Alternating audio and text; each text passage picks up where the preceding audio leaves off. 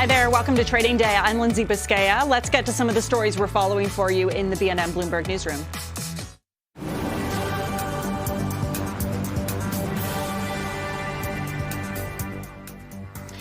The federal government will invest $600 million to support Canada's audio and audiovisual sectors. Ottawa is also directing the CRTC to review its decision to regulate online streamers and Canadian broadcasters, a decision it says will ultimately mean higher prices. But Ottawa says it will also develop new policy directions, which will include keeping services affordable for Canadians and ensuring flexibility for streamers and Canadian broadcasters. South Korea is looking to triple its crude oil imports from Canada to 16 million barrels. An official visited Canada this week to discuss ways the countries could expand their partnership on energy supply chains. The increase in imports could grow to 20 million barrels in the coming years. South Korea imports nearly 70% of its oil shipments via the Strait of Hormuz. And home sales in Canada's largest real estate market saw an increase last month. Data from Toronto's real estate board shows sales in the region rose 10% in May compared to the month before. That marks the biggest month-to-month increase since last July. Meanwhile, the average selling price saw a drop of 4.6% year over year. We're looking at the TSX today. It really boosted yesterday, closing above 400 points with an added 400 points. Today, though, down by 0.5%. We'll continue to watch that for you. We're also watching U.S. markets, which are also in the red today. The Dow Jones in particular down by 0.8%. The NASDAQ down by almost a full percentage point. Artificial intelligence continues to dominate market leadership in 2026, driving earnings growth, capital spending, and investor enthusiasm across technology-related sectors. But as AI-linked stocks continue to hit new highs, investors are increasingly asking whether the market is entering bubble territory. Joining us now is Andrew Sliman, Managing Director and Senior Portfolio Manager at Morgan Stanley Investment Management. Great to have you join us. Thanks so much. Thank you, Lindsay. Good to see you. You still believe the answer is no when it comes to, are we in an AI bubble? Is that right?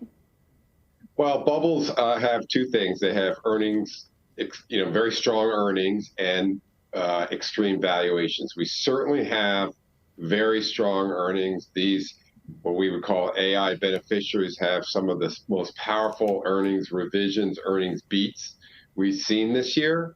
But their valuations aren't mostly stretched. The memories, the chip stocks, they're not extreme. And I think it's because the market is acting very rational in saying, boy, these are very cyclical earnings and they can reverse, and we don't want to pay too much for them. So the market, bubbles are when people are acting irrational. And I think at least as it comes to what valuation to pay, the market is pretty rational.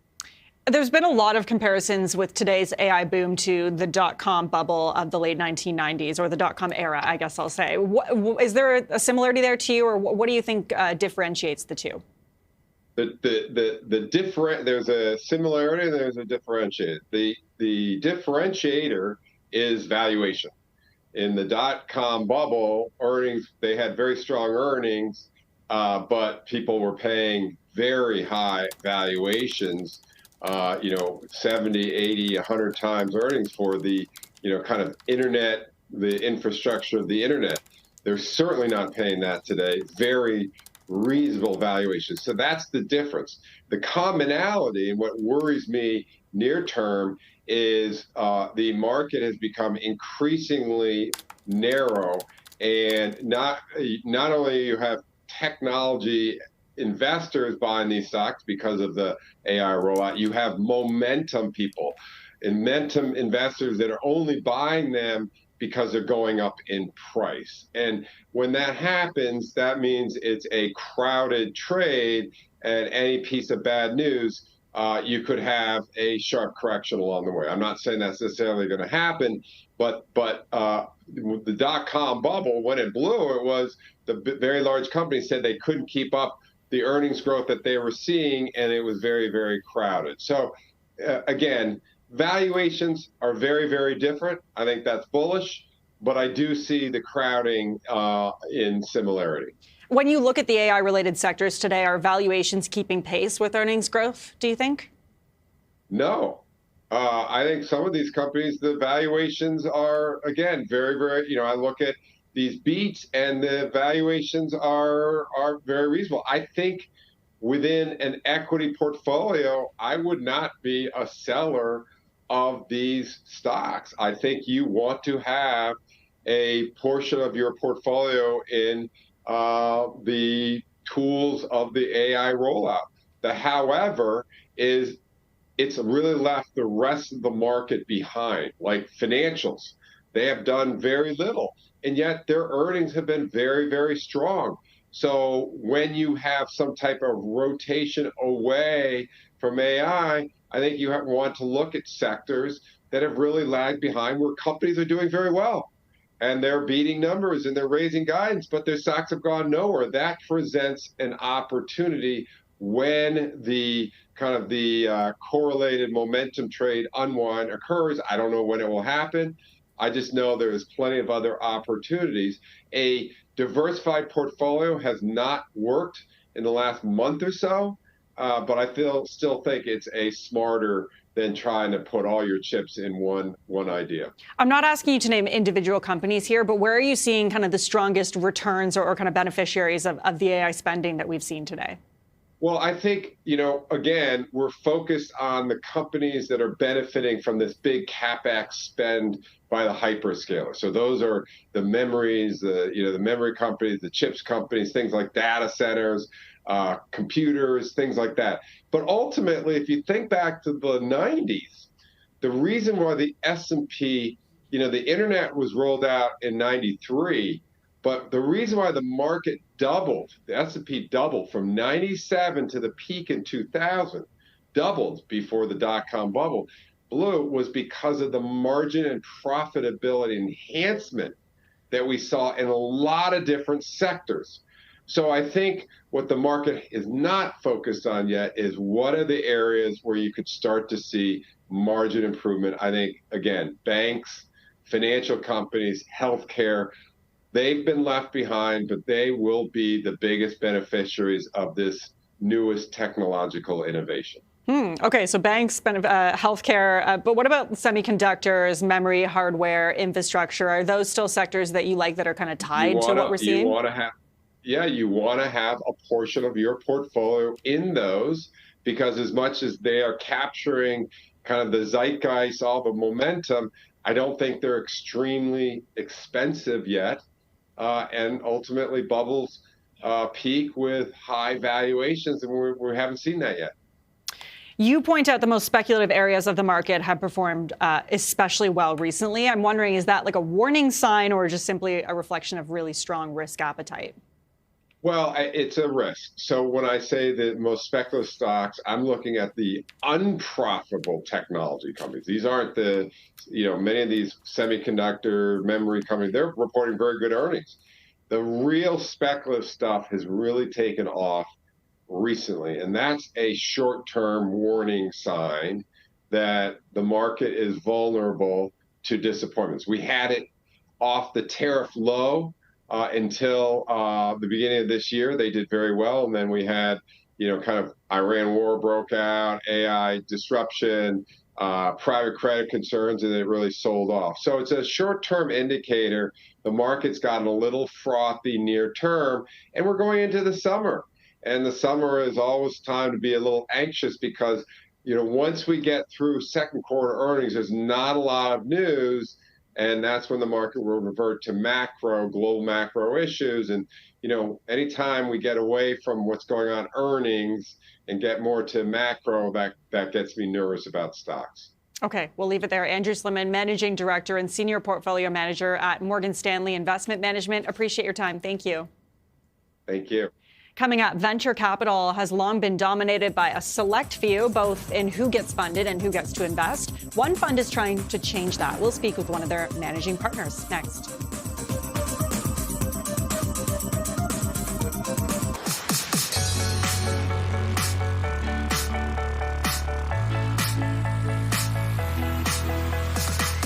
Venture capital funds are typically male-dominated and only accessible to the wealthy. Enter the Women's Equity Lab, created to be run as a democratic fund that gives women complete autonomy over decisions. For more, we were joined by Katie Hirsch, managing partner at Women's Equity Lab.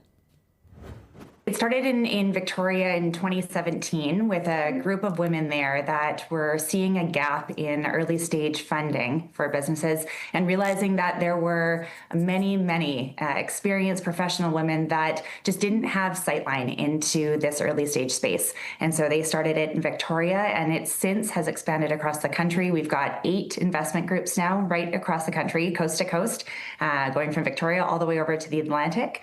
I personally joined in 2023, and we are now in our 3rd fund here in Manitoba, our largest fund yet, with 62 limited partners. All right, so you say it's a democratic system. How so?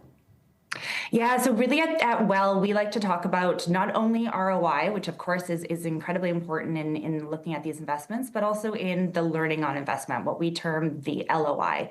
And so we are not just expecting that people are coming on board and writing a check. They're also going to be very active participants in learning a new skill, sourcing deals, doing due diligence on them, making connections with founders, and then ultimately making a collective decision on whether to invest or not. And then moving really into a passive monitoring phase where we watch these companies grow and continue to try and find ways to add value through the expansion of our networks. Does the fund have a focus, or are you looking to invest in certain kinds of businesses? No, we're sector agnostic, Canadian founded, of course. Really, there's a focus on making sure that we participate in and help to grow the Canadian innovation economy. But beyond that, we're looking at businesses that ideally are tech enabled, but across every sector, from health tech to consumer product goods. Of course, AI and the technology explosion that's happening right there is always capturing our attention. But really looking at businesses that have that growth trajectory that makes it an attractive early stage investment. Not by any means a requirement, but there is certainly a focus of looking at businesses that are founded by diverse founder teams. So that could be women founders, mixed gender founders, or anyone that has really a diverse background that typically are not getting their fair shake when engaging with early stage investors. So Katie, then what do investors need to know, people who want to invest in the fund? Really at the Women's Equity Lab, and this goes for right across the entire network, is we are looking to be an accessible fund. So the buy-in is at a price point that most who are interested in this space can make sense of, anywhere from $5,000 to $7,500. But the beauty of it is that you're pooling that capital together, and then you're working as a team really to deploy it. So if you're looking to get involved in building out a new skill set, augmenting your existing professional experiences, looking to build a network of really talented, brilliant women that are similarly committed to participating in this type of a space and being champions for early stage businesses in the country, then this is the fund for you. And as far as the investment side of it goes, because I'm sure there are always people who need the investment, as far as getting investors, how successful have you been so far? Have you found focusing this way on women and women who can put in even smaller amounts to be a successful way to unlock capital? There's no question. We are seeing growth in every single one of our regions. And I'll speak to Manitoba.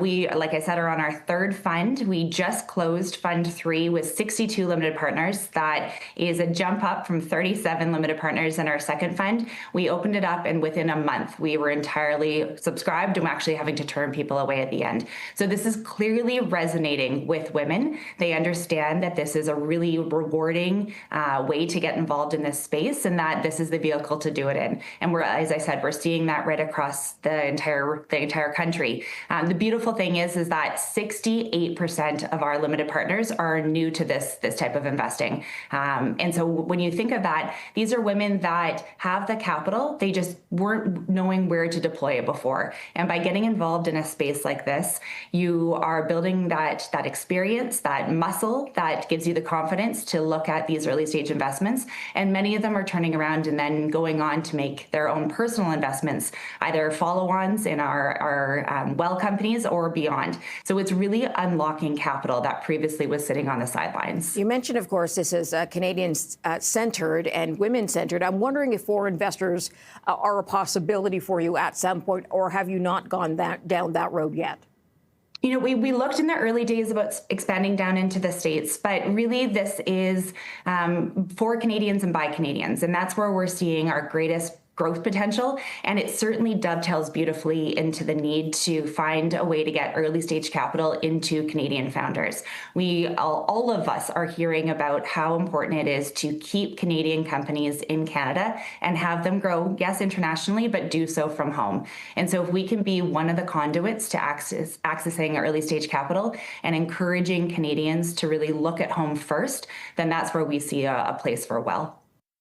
That was Katie Hirsch, managing partner at Women's Equity Lab. Well, the latest data from Royal LePage shows a rising number of Americans are seeking homes in Canada amidst escalating global tensions, economic turbulence, and deepening political dysfunction in the United States. We'll get into the details on that right after the break.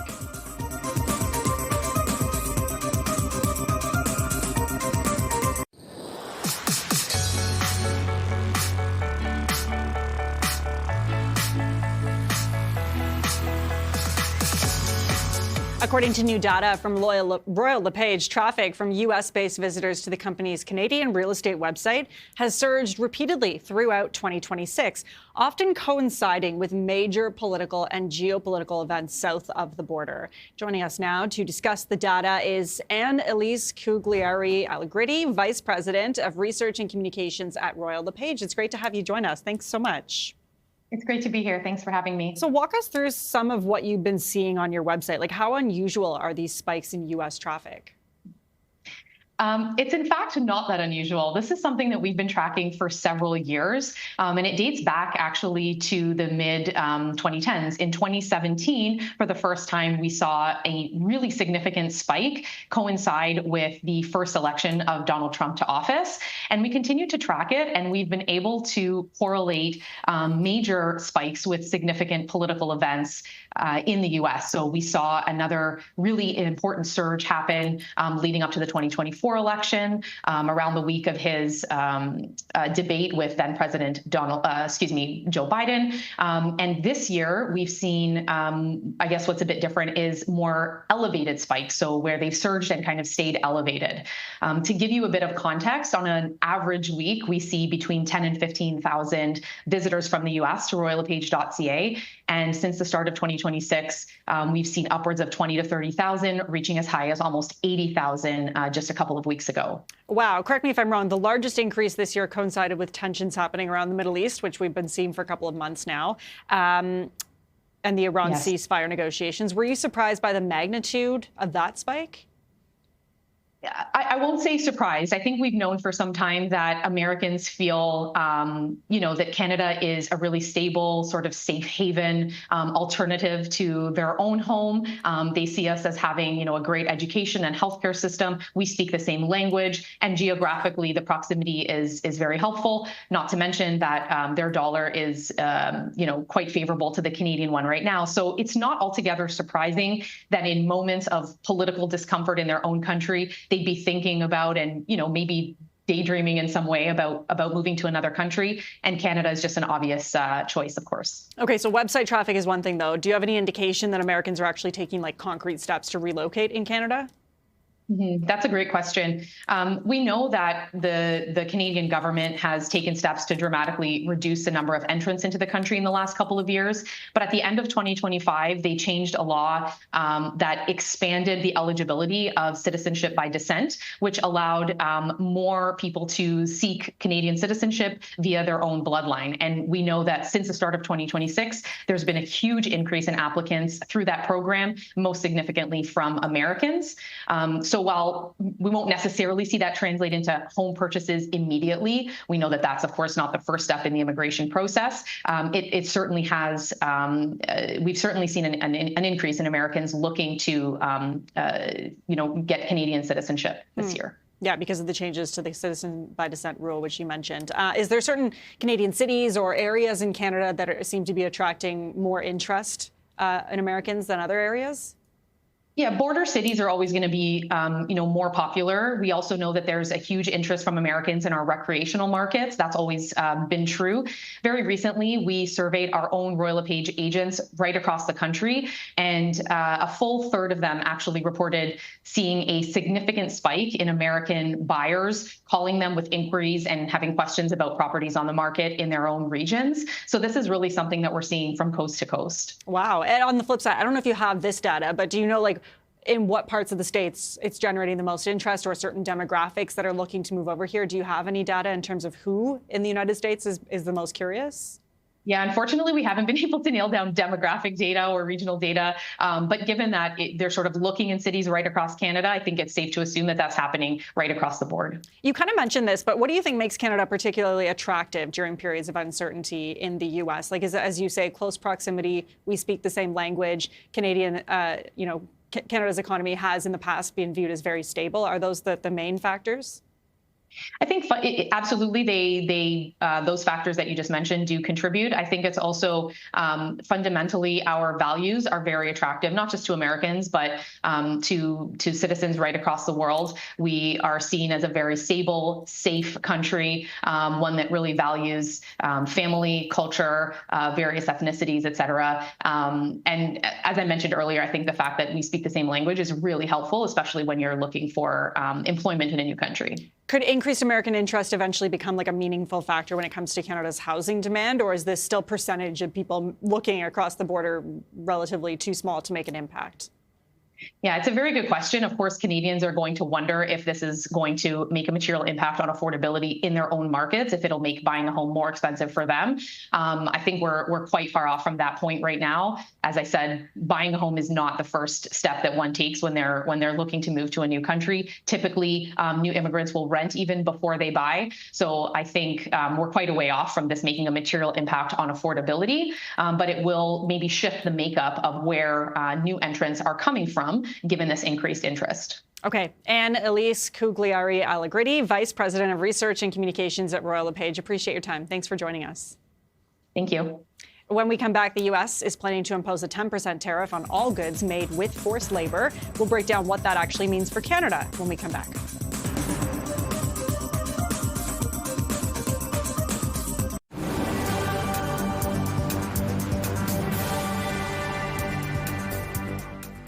Canadian discount retailer Zellers is expanding to Ontario. 2 new locations are planned for Toronto and Windsor. There's also plans to nationalize the chain, with talks to open stores in Calgary, Vancouver, and Ottawa. Stores will be stocked with clothing, home goods, luggage, toys, food, and seasonal items. And the price of canola has hit its highest level since September of 2023 on expectations of lower production in Australia. Growers in the country have been struggling with high fuel and fertilizer costs due to the war in Iran, as well as dry weather. And the decline is expected to tighten global supplies. Australia is the world's second largest canola exporter after Canada. We are tracking shares of Macy's today. The high-end retailer reported growth for the first time in almost 4 years. Profit and revenue beat expectations, while same-store sales rose across all 3 of its brands. Macy's also lifted its full-year sales and profit outlook. Some analysts believe the results indicate consumers will continue to shop despite rising prices and continued inflation. And we are watching the TSX today after it made significant gains yesterday. Not so much the case today. It's down by 0.6%. We'll continue watching that. A similar story for U.S. markets. It seems as though investors still very much waiting to see what happens in the Middle East. The Nasdaq is down by more than a full percentage point. So the tech rally dying down a little bit today, too. The Dow Jones down almost a full percentage point. Sault Ste. Marie is looking for solutions to fight back against U.S. tariffs. CTV's Adrian Gobriel has more in this report.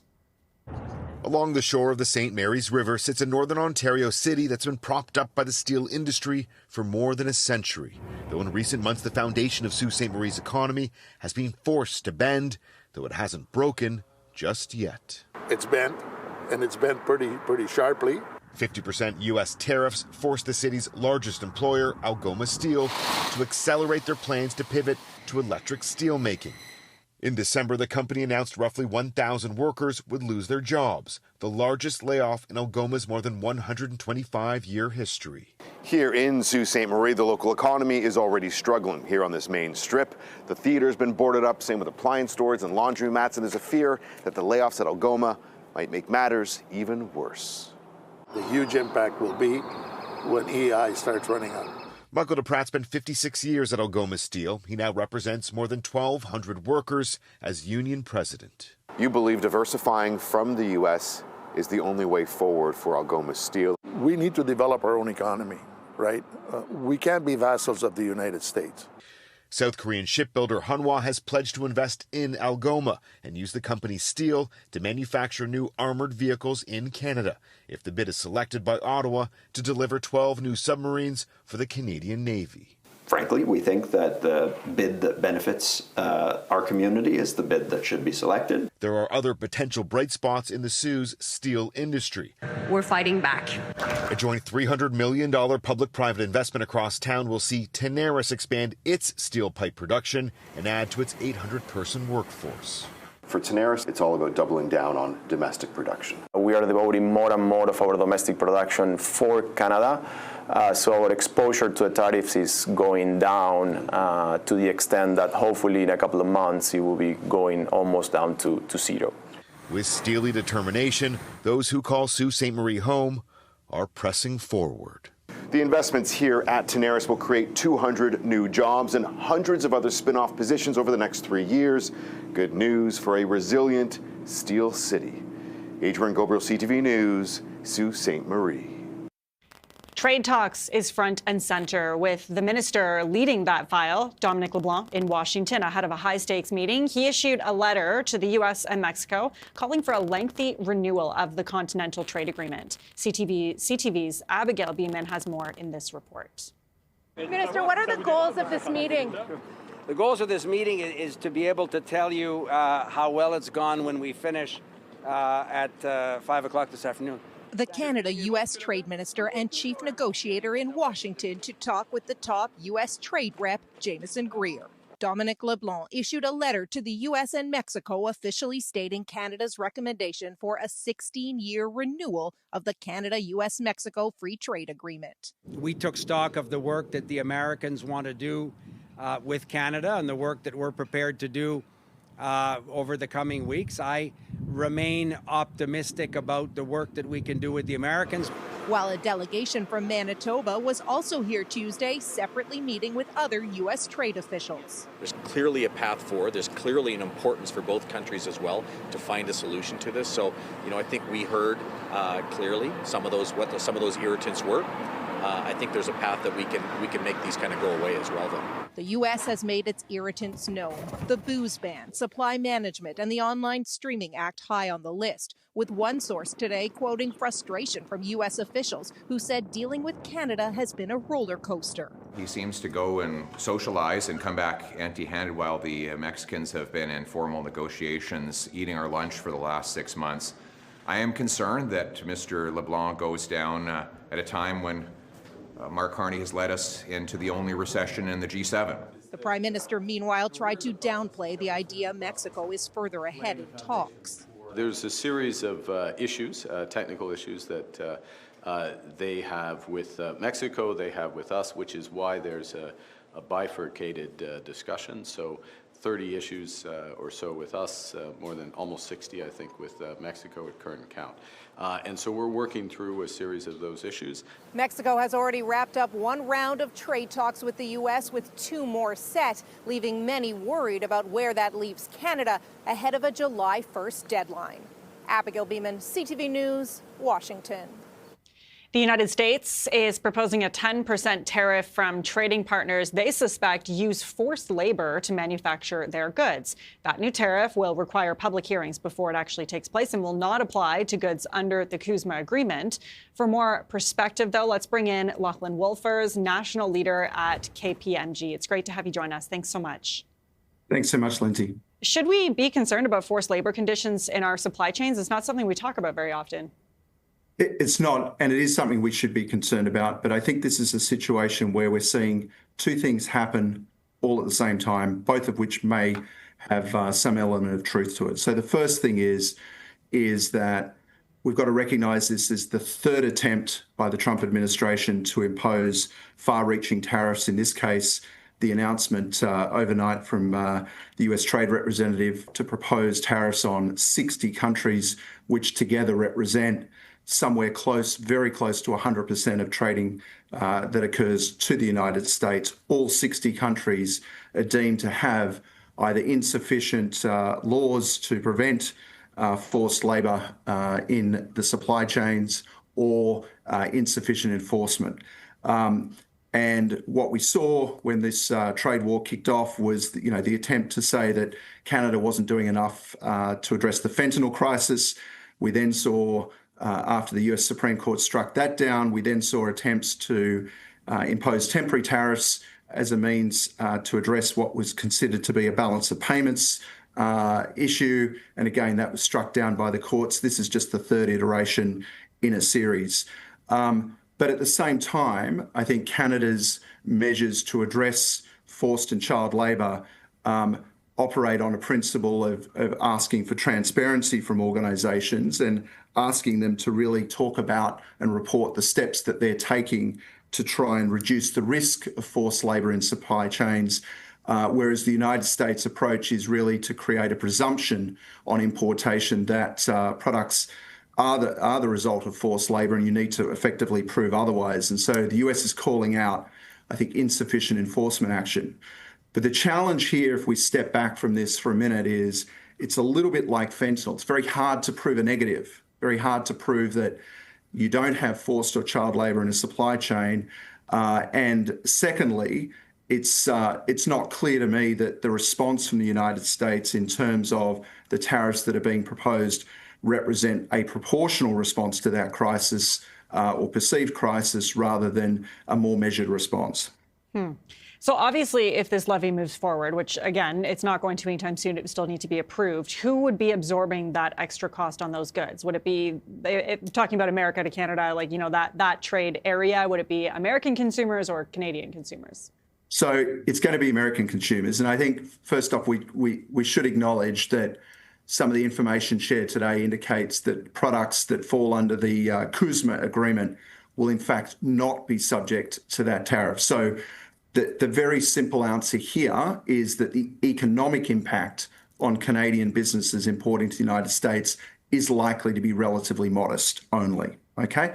But ultimately, if tariffs are imposed, and they will be on products coming from many other countries that don't benefit from the CUSMA exemption, that cost is typically passed on to the American consumer. So, yes, and as you mentioned, the goods under CUSMA do not apply. So with that in mind, which areas could be affected by this levy if it were to go through? Yeah, so the way I kind of look at this is going to be an issue, as I mentioned, for a lot of other countries. But I actually think, Lindsay, where this is headed, because we're obviously heading towards the CUSMA review process, is really the United States positioning Canada to be making a choice between trading with the United States almost exclusively versus trading with China and other countries that it perceives as being a competitive threat. And really this is where I see the CUSMA negotiations headed, is to say, we will grant you, Canada, various concessions if you align further with trade flows with the United States and potentially with Mexico as well, at the expense of China and other competitive countries. And I think that's where this is just another salvo in a long-running battle that we've seen over the last, nearly 18 months now. Just quickly, is there a chance that these tariffs could be overturned like we've seen with some other tariffs? So history would show that there's a very real chance of that. I don't get in the prediction game on US court decisions, Lindsay, but what I would say is that there is a disproportionality between the, even if there is forced labour that exists within supply chains, there's a disproportionality between that risk or that threat and the imposition of tariffs that are being imposed. And I think that's something that will no doubt be the subject of court challenges, and that will go on for some considerable period of time. All right, lots to watch there. Lachlan Wolfers, national leader at KPMG. Appreciate your time. Thanks for joining us. Thanks so much. Canada is about to unveil its artificial intelligence strategy this week, but some say it could be undercut before it even takes effect. We'll unpack what's at stake for the future of AI in Canada after the break. Canada's long-awaited AI strategy is expected to focus on boosting adoption, attracting investment, and setting out regulatory guardrails around trust and safety. But according to our next guest, a series of recent digital policy decisions could undermine Canada's AI ambitions. Joining us now is Michael Geist, Canada Research Chairholder in Internet and E-commerce Law and Law Professor at the University of Ottawa. Thanks so much for your time. Oh, thanks for having me. So does Canada's AI strategy still kind of stand a chance here to succeed, given the broader digital policy environment now? Well, we just saw a big change from the government today that addresses at least one of the concerns that's out there with respect to streaming. But I think there are others. And part of the problem here is that on the one hand, you've got a government that wants to focus on AI adoption and investment. And on the other, you've got some legislation, including the Lawful Access Bill, Bill C-22, that's currently before the House, that has tech companies screaming about the risks and some companies saying they're going to leave the country altogether.